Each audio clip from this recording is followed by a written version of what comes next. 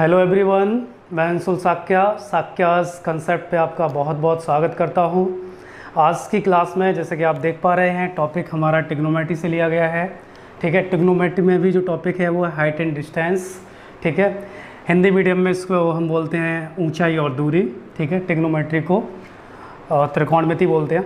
ठीक है, जिस तरीके से आप टॉपिक देख पा रहे हैं ये आप लोगों का ही सजेस्टेड किया हुआ टॉपिक है। जैसा कि मैं कमेंट में बहुत दिनों से देख रहा था कि सर ट्रिग्नोमेट्री पे मुझे एक वीडियो चाहिए। ठीक है, तो उसमें हमने हाइट एंड डिस्टेंस पे आपके लिए एक बहुत अच्छा शॉर्टकट तैयार किया है। डेफिनेटली मैं दावे के साथ ये बात बोल रहा हूँ, अगर आप ये वीडियो एंड तक देखते हैं तो ये देखने के बाद जो क्वेश्चन हाइट एंड डिस्टेंस का 5-6 मिनट में करते थे वो क्वेश्चन अब आप 5 और 6 सेकंड में करने लगेंगे, ये श्योर है। ठीक है, तो आपसे यही है कि आप पूरा टिल लास्ट तक वीडियो को देखिए और चीज़ों को समझिए, फिर उसके बाद अप्लाई कीजिए। इससे सारे आपके हाइट एंड डिस्टेंस के क्वेश्चन बन जाएंगे। मैं आपको बता दूं यहाँ पे मैं हाइट एंड डिस्टेंस का पार्ट 1 लेके आया हूँ। ठीक है, पार्ट 2 हम लोग नेक्स्ट वीडियो में लेके आएंगे। ठीक है, तो आज हम पार्ट 1 मतलब लेवल 1 के क्वेश्चन करेंगे हाइट एंड डिस्टेंस में। ठीक है, और लेवल 2 के क्वेश्चन नेक्स्ट क्लास में करेंगे। ठीक है, तो आई होप आप बहुत अच्छे से वीडियोस को सारे को देख रहे होंगे। ठीक है, और पॉजिटिवली आप रिप्लाई कर रहे हैं, उस तरीके से मुझे समझ आ रहा है। ठीक है, इसी तरीके से करते रहिए और अपना ख्याल रखिए। ठीक है, स्टार्ट करते हैं आज का टॉपिक। टॉपिक है हमारा हाइट एंड डिस्टेंस, जिसको हम ऊंचाई और दूरी बोलते हैं। आपने देखा होगा जब भी आप हाइट एंड डिस्टेंस के क्वेश्चन करते हैं तो वहाँ पे दो चीज़ें पॉसिबल होती हैं, दो सिचुएशंस होती हैं। या तो एंगल ऑफ एलिवेशन बनेगा, मतलब इस तरीके से ऑब्जर्वर नीचे होगा, उसका ऑब्जेक्ट ऊपर होगा, मैं अभी फिगर से बताऊंगा। या फिर एंगल ऑफ डिप्रेशन बनेगा। हाइट एंड डिस्टेंस में आप देख पाएंगे कि क्या होता है, मैं आपको समझा देता हूँ पहले। अगर सपोज़ करिए कि इस तरीके से यहाँ पे आपका एक ऑब्जेक्ट रखा हुआ है, ये ऑब्जेक्ट है। ठीक है, ऑब्जर्वर हमारा यहाँ पे है। ठीक है, यहाँ से देख रहा है ये। अगर ये यहाँ से देख रहा है तो इसके आँख से और बेस के साथ मतलब हॉरिजॉन्टल के साथ जो एंगल बनता है उस एंगल को हम एंगल ऑफ एलिवेशन बोलते हैं। ठीक है, हालांकि ये चीज़ आपको पता होगी, बिल्कुल बेसिक है, लेकिन फिर आई विल टेक इट। ठीक है, आप देख पा रहे हैं कि यहाँ पे ये एंगल थीटा है और ये हमारा ऑब्जर्वर है। तो इस केस में हम क्या बोलते हैं, एलिवेशन।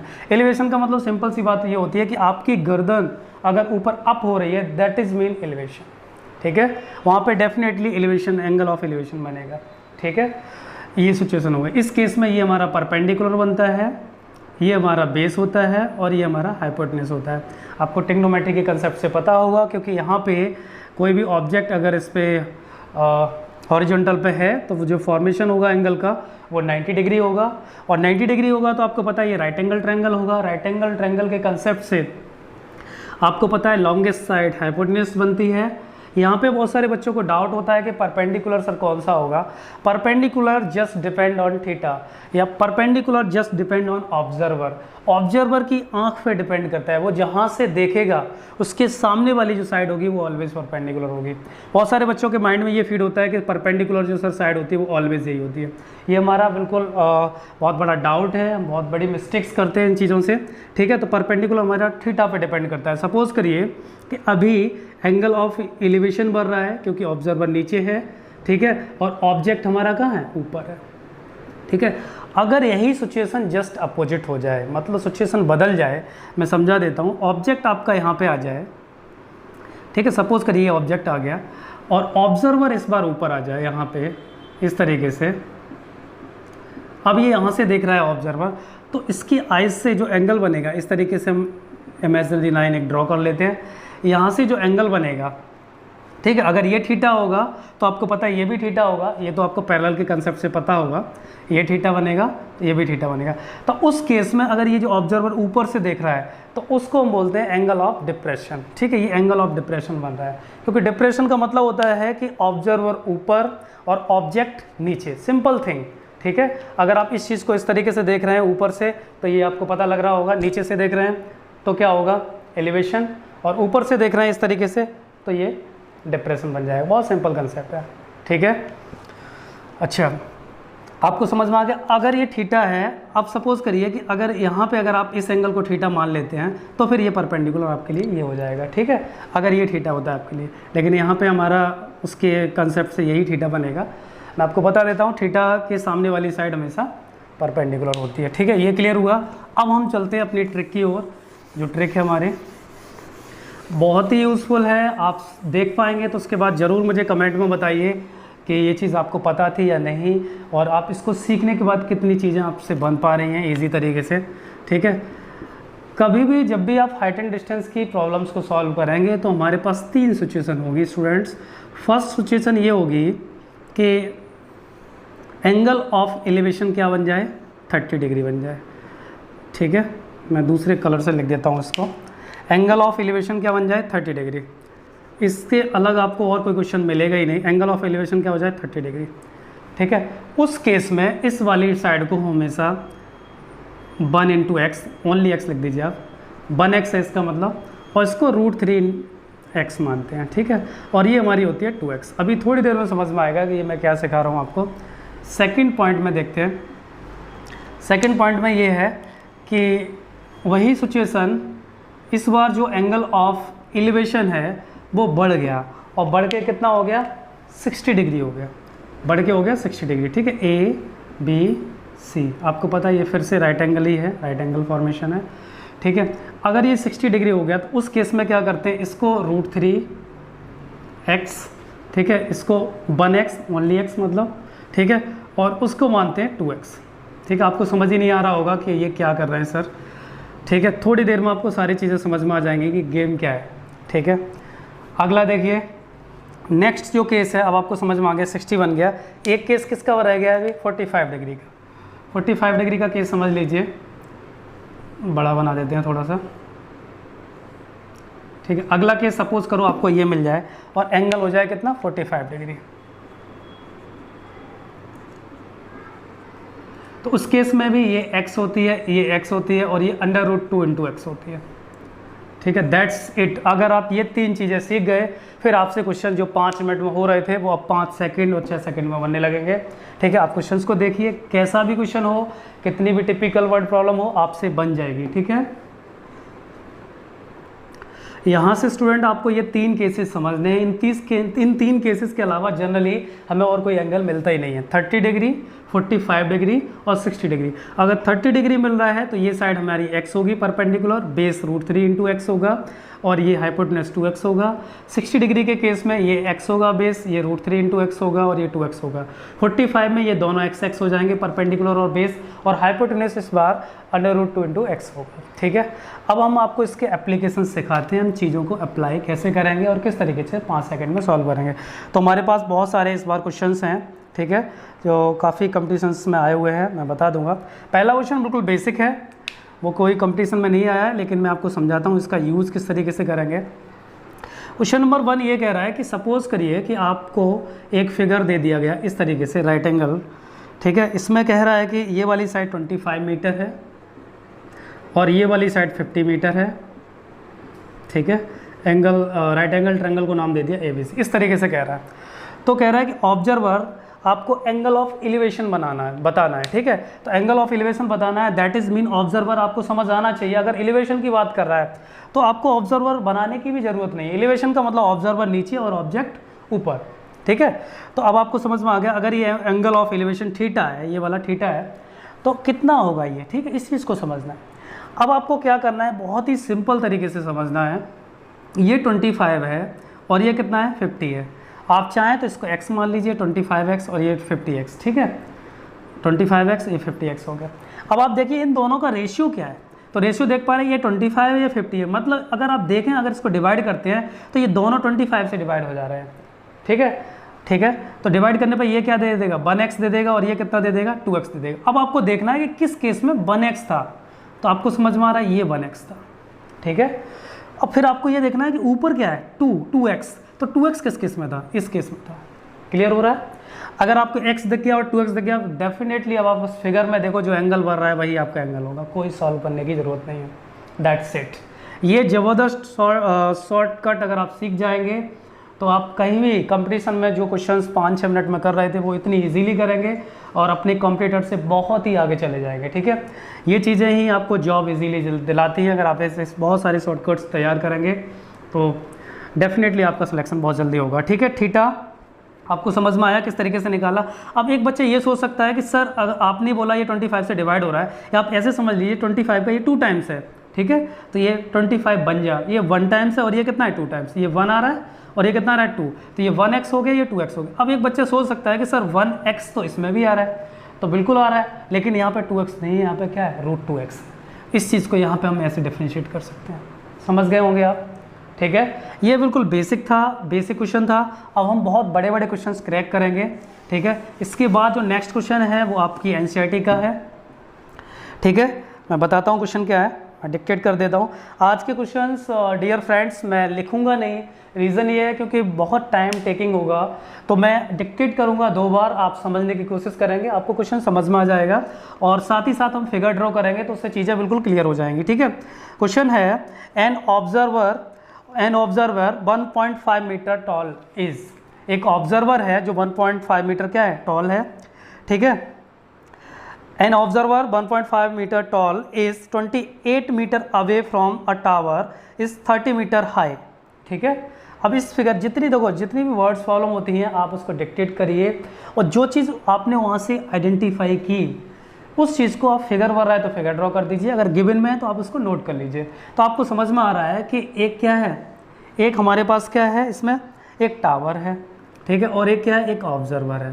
तो ऑब्जर्वर मैं बना देता हूँ इस तरीके से, अपना एक ऑब्जर्वर बन गया है, ठीक है, ये हमारा बेस हो गया, ठीक है, ये बेस हो गया, ठीक है। ऑब्जर्वर की जो हाइट है वो है 1.5 मीटर, ठीक है। And observer is 1.5 meter tall, 28.5 meter away from a tower is 30 meter high. जो टावर है उसकी हाइट कितनी है, ये हमारा टावर है, मैं लिख देता हूँ टावर, जिसकी हाइट है 30 मीटर, और जो ऑब्जर्वर है वो इससे 28 मीटर अवे है, मतलब इससे कितनी दूरी पर है 28 मीटर,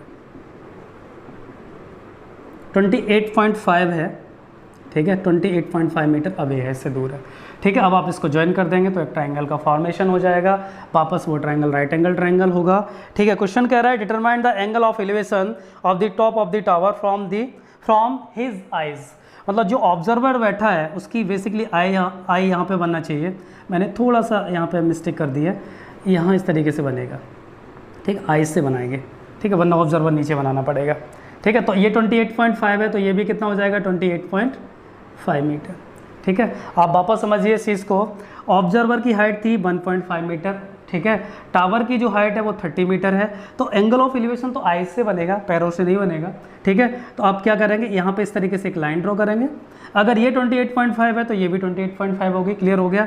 इस बार जो एंगल ऑफ एलिवेशन ये होगा ये थीटा हो जाएगा। अब आप बहुत ध्यान से देखिए कि ऑब्जर्वर 1.5 मीटर टॉल है, अगर ये ऑब्जर्वर 1.5 मीटर टॉल है तो आपको ये समझ में आना चाहिए कि ये भी कितनी होगी 1.5 मीटर, क्योंकि ये आपने इसको स्ट्रेट ज्वाइन किया है। अब अगर ये 1.5 मीटर है तो ये जो रिमेनिंग टावर है वो कितना हो जाएगा 28.5 मीटर। आप समझ पा रहे हो इस चीज़ को, तो ये भी 28.5 मीटर और ये भी 28.5 मीटर, ठीक है। आपसे ये पूछ रहा है कि जो ऑब्जर्वर है उसकी आई से कितना एंगल ऑफ एलिवेशन बन रहा है टावर का, ठीक है। अब आपको समझ में आ रहा है कि ये जो परपेंडिकुलर है वो भी 28.5 और ये भी 28.5, मतलब दोनों को 28.5 से अगर हम डिवाइड करते हैं तो ये भी 1 आएगा और ये भी 1 आएगा। अब आपको समझना है कि 1 किस में था, 1x इसमें, तो आप देख पा रहे हैं वो फिगर है 1x × 1x, ठीक है। देखो बेस भी 1x है और ये भी 1x है, तो अब आपको समझ में आ गया कि एंगल ऑफ एलिवेशन क्या होगा 45। कोई पेन पेपर की ज़रूरत नहीं है, ठीक है, क्लियर।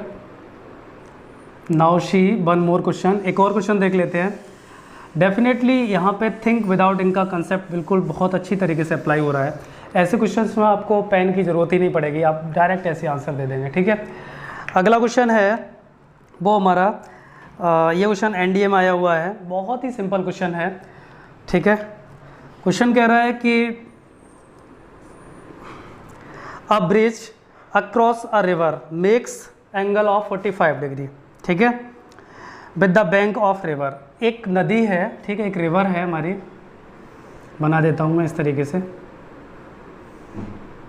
ये रिवर है, ठीक है। कह रहा है अ bridge across a river makes an angle of 45 degree, ठीक है। एक ब्रिज इसके ऊपर बना हुआ है, पुल बना हुआ है, ठीक है, जो कितना एंगल बनाता है 45 degree with the bank of a river.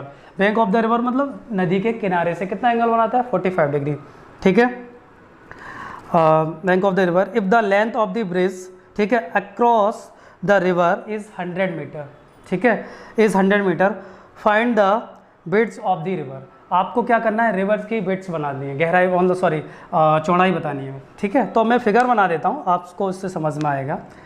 इस तरीके से है, एक पुल बना हुआ है इस पर, इस तरीके से, ठीक है, आप समझने की कोशिश करेंगे, ये पुल बना हुआ है, ठीक है, इस नदी पे।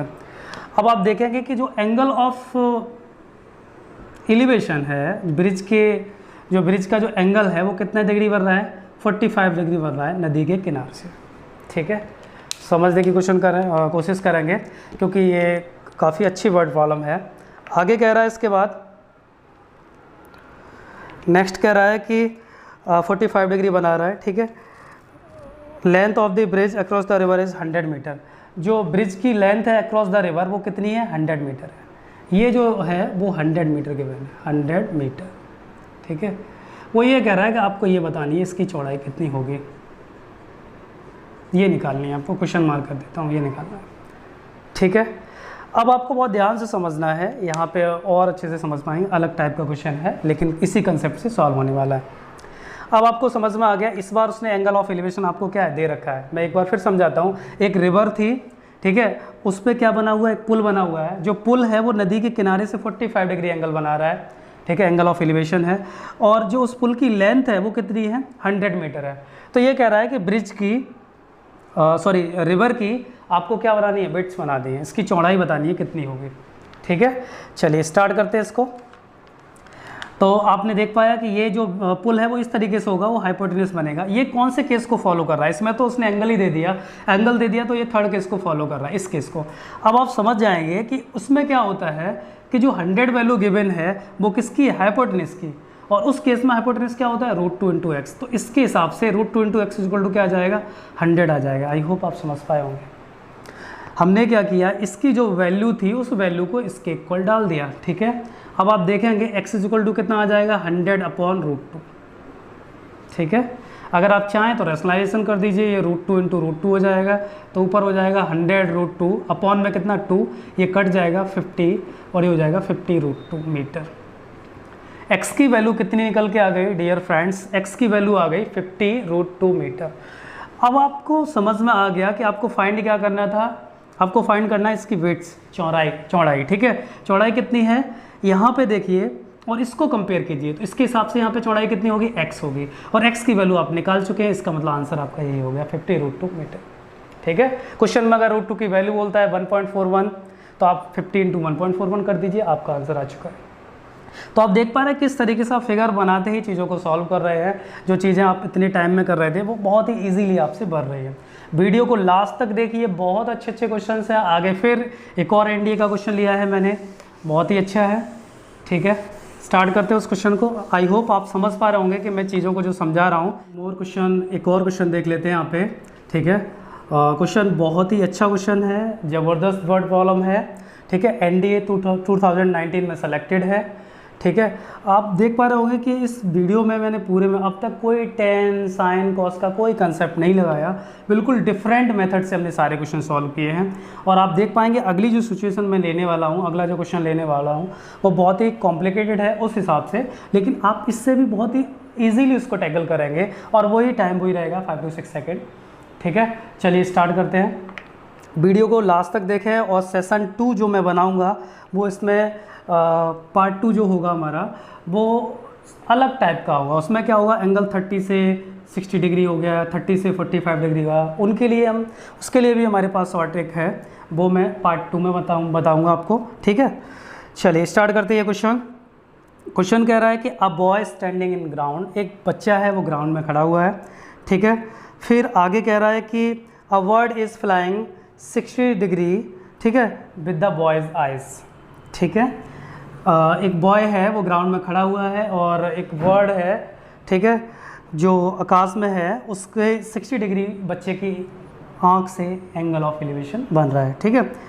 आगे कह रहा है कि ग्राउंड इन ईस्ट डायरेक्शन, ठीक है, एक बार फिर पढ़ता हूँ। A boy standing in ground, a bird is flying 60 degree, ठीक है, with the eyes of boy in east direction. इस चीज़ को समझना है। तो यहाँ पे डायरेक्शन का गेम चल रहा है, तो आपको पता होना चाहिए कि हम पहले डायरेक्शन को ही ड्रॉ कर लेते हैं, ठीक है। ये हमारा ईस्ट हो गया, ये हमारा वेस्ट हो गया, ये नॉर्थ, ये साउथ। तो फर्स्ट सिचुएशन में वो कह रहा है कि जो वर्ड है वो किस डायरेक्शन में है, ईस्ट डायरेक्शन में। तो हमने वर्ड का ये साइन बना दिया है, आप समझ पाएंगे, ये वर्ड के लिए बनाया है, ठीक है। और बॉय को मैं सपोज कर लेता हूँ कि वो यहाँ पे स्टैंड करता है, ठीक है, बैठा है या जैसे भी है, यहाँ बैठा हुआ है ग्राउंड में, ठीक है। तो वर्ड का जो एंगल ऑफ एलिवेशन है वो कितना हो रहा है, 60 डिग्री हो रहा है, ठीक है। मैंने अभी अभी आपको बताया था कि जितनी भी वर्ड्स वालों आप वाले क्वेश्चन सॉल्व करते हैं, अगर उसमें फिगर बन रहा है तो फिगर ड्रॉ करिए, ठीक है, जो भी इन्फॉर्मेशन है उसको नोट कर लीजिए, ठीक है। इतना हो गया। आगे कह रहा है आफ्टर 6 मिनट फ्लाइंग, ठीक है, the angle of elevation of the boy will be 30 degree in west direction. देखिए ज़रा, वर्ड ईस्ट से फ्लाइंग करके किधर आ गई, वेस्ट में आ गई, और एंगल ऑफ एलिवेशन इस बार कितना हो गया, 30 डिग्री हो गया। तो वर्ड को मैं इस बार यहाँ बना देता हूँ, ठीक है, इस तरीके से, ये इसका साइन हो गया, और यहाँ इसको ज्वाइन कर देते हैं, इससे इसको ज्वाइन कर देते हैं। तो इस बार इसकी आँख से जो एंगल बढ़ रहा है वो कितना बढ़ रहा है, 30 डिग्री बढ़ रहा है। एक चीज़ याद रखना, ये जो इसने टाइम बोला है वो कितने देर में हुआ है, 6 मिनट की फ्लाइंग की ड्यूरेशन में हुआ है। 6 मिनट की फ्लाइंग ड्यूरेशन में उसने 60 डिग्री से उसका एंगल कितना हो गया, 30 डिग्री हो गया, और डायरेक्शन भी चेंज हो गई, ईस्ट से वो कहाँ गया, वेस्ट आ गया, ठीक है। क्लियर हुआ। अब आगे पढ़ते हैं। आगे कह रहा है if the word is flying with the same height 50√3 with the ground. अगर जो वर्ड है वो सेम हाइट से उड़ रही है, उसकी हाइट चेंज नहीं हो रही है, और जो हाइट है वो 50√3 मीटर विद द ग्राउंड, ये हमारा ग्राउंड ही है। तो अगर हाइट चेंज नहीं हुई है तो आपको समझ आ रहा होगा कि ये भी सेम ही होगा, ये भी 50√3 होगा, ठीक है। आगे कह रहा है कि find the speed of the word, आपको speed of the word find करनी है। अब आपको समझ में आ रहा होगा कि अगर आपको स्पीड निकालनी है तो स्पीड इज इक्वल टू, तो क्या होता है, डिस्टेंस अपॉन टाइम। तो आपके पास टाइम तो है बट क्या नहीं है, डिस्टेंस नहीं है, क्योंकि उसने यहाँ से यहाँ तक 6 मिनट में अपना डेस्टिनेशन कवर किया है, बट उस डेस्टिनेशन का आपके पास डिस्टेंस नहीं है। तो we have to find distance by this method. हम इससे क्या करेंगे, डिस्टेंस फाइंड कर लेंगे, और डिस्टेंस फाइंड करने के बाद simple speed is equal to distance per time लगा देंगे, आंसर आ जाएगा, ठीक है। अब देखिए हम किस तरीके से इस क्वेश्चन को क्रैक करते हैं, बहुत ही स्मार्ट वे से। आपको अच्छा लग रहा होगा, मुझे पता है, और कमेंट सेक्शन में आप मुझे बताते रहिए टॉपिक, ठीक है, और जो मैं पढ़ा रहा हूँ वो शॉर्ट ट्रिक्स आपको कैसी लग रही है। रिप्लाई तो आप बहुत अच्छे से कर ही रहे हैं, उसके लिए थैंक्स अलॉट, ठीक है। चलिए अब हम देखते हैं, यहाँ पे देखो 60 डिग्री अगर उसने एंगल ऑफ एलिवेशन दे दिया तो आपको भटकने की बिल्कुल भी ज़रूरत नहीं है, सीधा 60 डिग्री वाले ट्रायंगल पर क्लिक मारिए, ठीक है। क्लिक मारते ही आपको पता लग गया कि हमारा अगर ये 60 है तो ये परपेंडिकुलर हो गया, ये 60 है तो ये परपेंडिकुलर हो गया, सीधा आमना सामना करा दीजिए। आमना सामना कैसे हो गया कि √3 इंटू एक्स किसके इक्वल हो जाएगा, 50√3 के। आई होप आप मेरी बात को समझ पाए होंगे।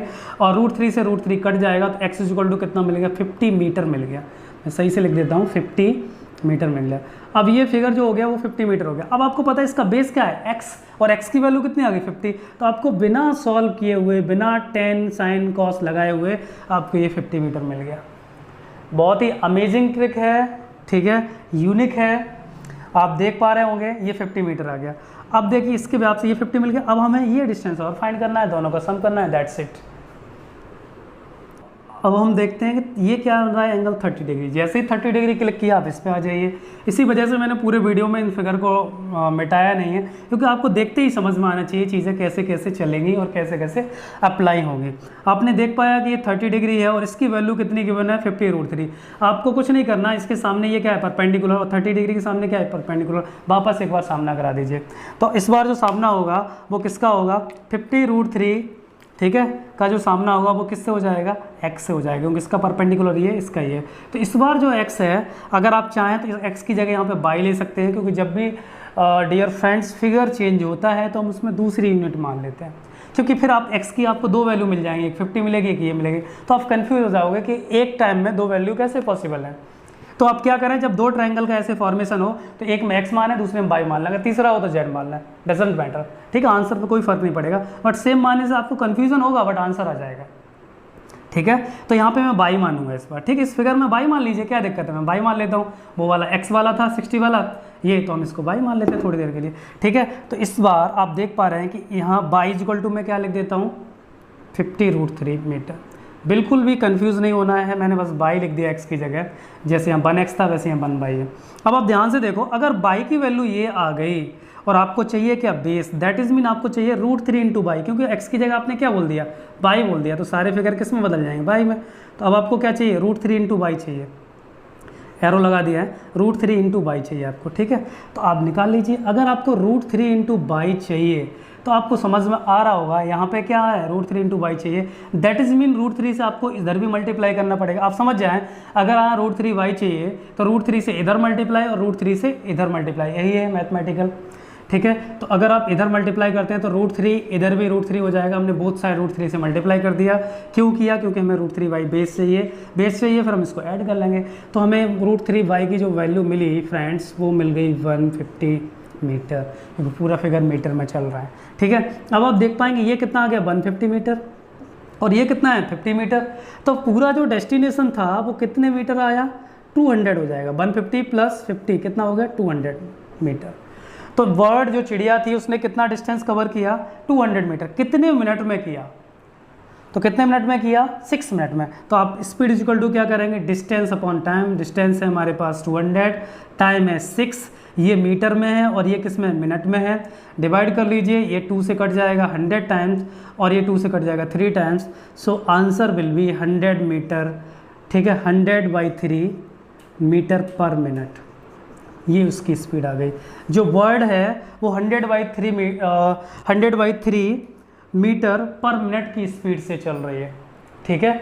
अगर ये इस स्पीड से चल रही है तो आपने देखा कितने इजीली हमने इसको सॉल्व किया, बहुत अच्छे से हमने इसका आंसर फाइंड किया।